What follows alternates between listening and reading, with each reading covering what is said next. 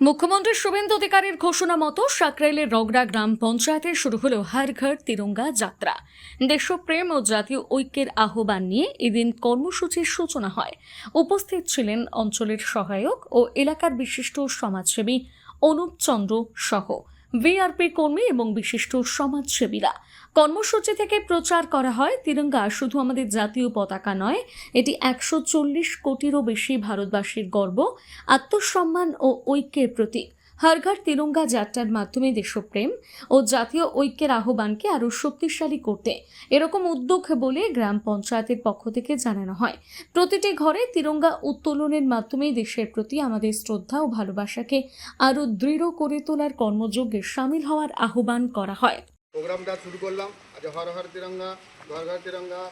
মুখ্যমন্ত্রী যে সূচনাটা করেছেন 9 থেকে 17 তারিখ পর্যন্ত, আজকে আমরা এই মাধ্যম দিয়ে আমাদের ডিসি অফিসে ফ্ল্যাগ উত্তোলন ফ্ল্যাগ বাঁধা কাজের মাধ্যম দিয়ে আমরা শুরু করলাম। এরপর 9 থেকে 17 তারিখ অবধি আমরা প্রতিদিন একটা একটা করে প্রোগ্রাম রাখাবো।